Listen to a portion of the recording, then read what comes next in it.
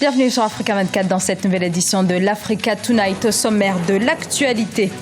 La Cour constitutionnelle équato-guinéenne a validé la réélection au premier tour du président sortant Teodoro Obiang Nguema Bazogo. Réélection avec plus de 93% des suffrages. Nous y reviendrons dès le début de ce journal. Scrutin présidentiel également au Gabon. Guy Nzubandama est officiellement candidat du PDG Héritage et Modernité, branche dissidente du parti au pouvoir, le Parti démocratique gabonais. Puis les hommages à Papa Wemba se multiplient sur le continent. C'est notamment le cas en République du Congo. Un concert d'hommage s'est tenu ce dimanche dans la capitale. Tristesse et émotion étaient perceptibles. Le président sortant Teodoro Obiang Nguema Bazogo est officiellement réélu à la tête de la Guinée équatoriale. Les résultats du scrutin du 24 avril ont été validés ce lundi par la Cour constitutionnelle. Les précisions de notre correspondant Serge Kofi. Voici son reportage. Les résultats de la présidentielle en Guinée équatoriale validés. La Cour constitutionnelle a rendu ce lundi un arrêt par lequel elle valide et proclame les résultats définitifs du scrutin du 24 avril 2016. Selon les termes de l'arrêt, le président Teodoro Obiang Nguema Bazogo est le candidat qui a obtenu la majorité absolue des suffrages exprimés. L'ensemble de la Cour constitutionnelle, avec le pouvoir que lui concède la loi fondamentale de la République de Guinée équatoriale, a décidé de proclamer Obiang Nguema Bazogo candidat élu lors de l'élection présidentielle du 24 avril de l'année en cours. En conséquence, elle le déclare président de la République avec un mandat de 7 ans.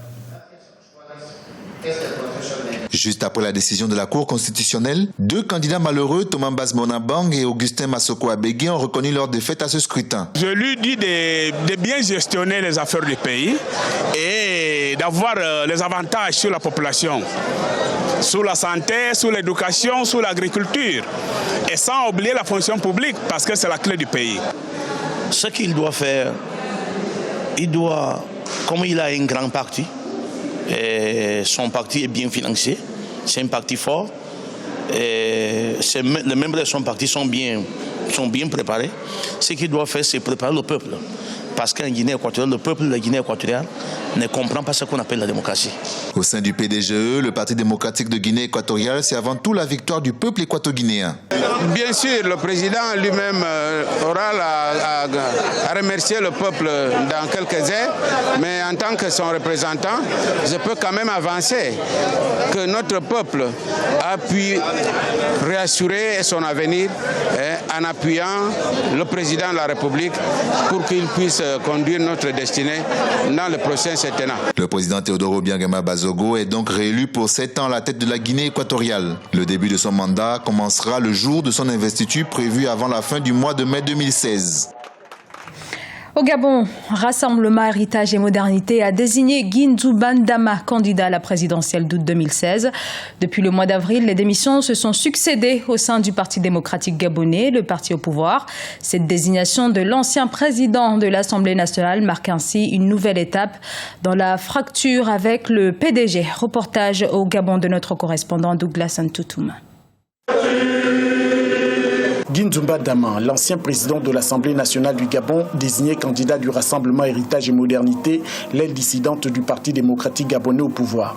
La décision a été prise lors du congrès constitutif de ce nouveau parti politique de l'opposition le dimanche 1er mai 2016. Mes chers amis du mouvement du Rassemblement Héritage et Modernité, grande est ma joie, immense est l'honneur que vous m'accordez en adoptant ma candidature. Comme moi, vous avez entendu les pleurs de nos compatriotes. Fustigeant le septennat du président de la République Ali Bongo Ondimba, les membres du Rassemblement Héritage et Modernité invitent le premier magistrat du pays à tout mettre en œuvre pour que l'échéance électorale de 2016 se déroule sans heurts. Il n'y a pas de raison qu'il ne se soumette pas en tant que premier magistrat de la nation aux règles constitutionnelles et qu'il assure, qu'il prépare donc les conditions pour que les choses se passent sans heurts. S'il n'a pas le droit de compétir conformément à la Constitution, il doit se retirer et laisser la place à d'autres personnalités qui ont également des capacités, qui ont des compétences à faire valoir. À 4 mois du scrutin présidentiel au Gabon, l'opposition multiplie des discussions en vue de créer un seul bloc contre le président sortant Ali Bongo Ondimba. L'élection présidentielle aura lieu le 27 août 2016 au Gabon, mais pour l'heure, chaque parti affûte ses armes en vue de convaincre les électeurs. Et dans la présidentielle en République démocratique du Congo, une nouvelle coalition de l'opposition fait bloc derrière Moïse Katumbi. L'Alternance pour la République a désigné dimanche à Kinshasa l'ex-gouverneur comme candidat commun de l'opposition à l'élection présidentielle censée se tenir avant la fin de l'année. La candidature de Moïse Katumbi n'a toutefois pas encore été officialisée. Du sport également dans l'actualité, on se rend au Bénin où les handballeuses de l'AS PAC se sont imposées ce dimanche face à Asso Model, une rencontre cruciale qui compte dans la 7e journée de la phase zonale du championnat national de handball. Un reportage de Lefti Ounou, correspondant d'Africa 24 au Bénin. Les dames de l'AS PAC ont tenu en échec leurs homologues d'Asso Model en phase zonale de championnat national de handball ce dimanche 1er mai 2016. Dès l'entame de la première partie, les handballeuses d'ASPAC ont développé un jeu offensif face au dispositif défensif de leurs adversaires d'Asso Model. Cette stratégie a abouti à un score de 15-7 avant la pause. Du retour des vestiaires, Asso Model prend le contrôle du match en multipliant les attaques. Par sa défense solide, l'ASPAC a profité des contre-attaques pour aggraver le score. Et fort de son expérience, l'équipe portuaire a révélé sa suprématie devant les buts d'Asso Model par un score de 24-11. On n'a pas beaucoup travaillé, on n'a pas donné nous-mêmes l'effort qu'on devait donner. Et ça là, je remercie la fédération qui a eu l'opportunité de nous offrir ce championnat parce que ça nous apporte beaucoup de choses. Par exemple, la sélection, l'équipe nationale. Ça n'a pas été du tout facile, bien vrai que bon, il y a eu plus de pertes de balles chez nous que dans le camp adverse, mais à la fin, nous sommes victorieuses. Donc, je vais remercier Dieu pour cette victoire. De beaux gestes techniques propres à cette discipline sportive ont meublé cette confrontation entre l'ASPAC et l'Asso Model.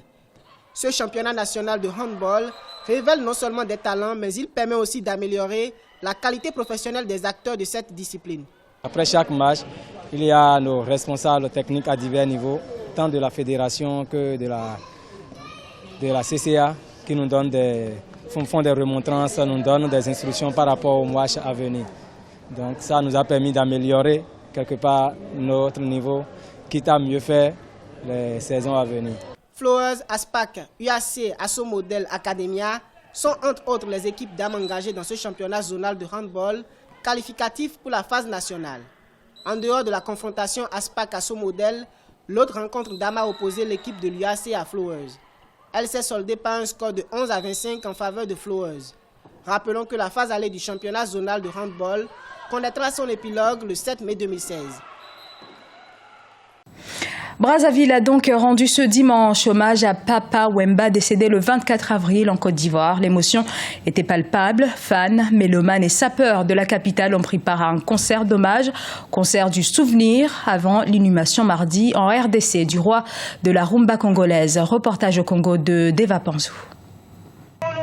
Grande émotion ce dimanche sur l'esplanade de la préfecture de Brazzaville.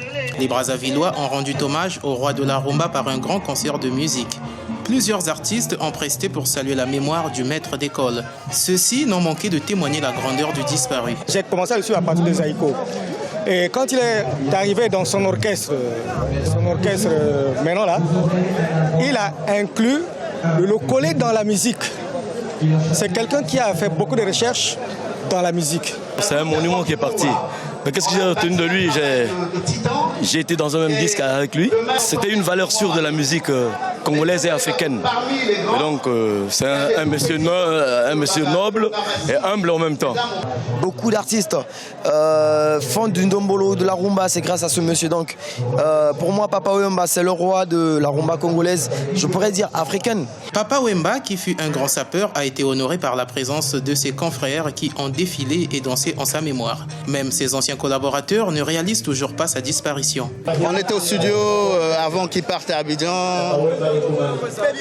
Il a laissé un album qui est presque fini.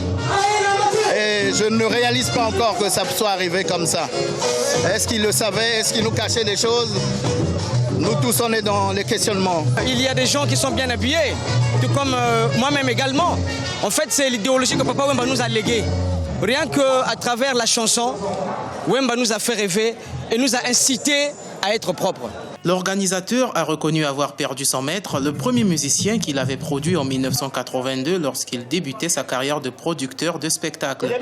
Si Papa Wemba ne m'avait pas permis de produire son groupe en 1982, je n'aurais peut-être pas rêvé. Et tout le temps, je suis resté accroché à lui. Mettez-vous à ma place, votre formateur. Je vous assure que je rends véritablement un hommage à Papa Wemba. Et je crois que là où il est fier de moi. Papa Wemba avait fait de la République du Congo sa deuxième patrie. C'est le dernier pays qu'il a visité en mars dernier, avant la Côte d'Ivoire où il a rendu l'âme. C'était le journal de la rédaction. Merci de l'avoir suivi. Dans un instant, une nouvelle édition de l'actualité sur Africa 24.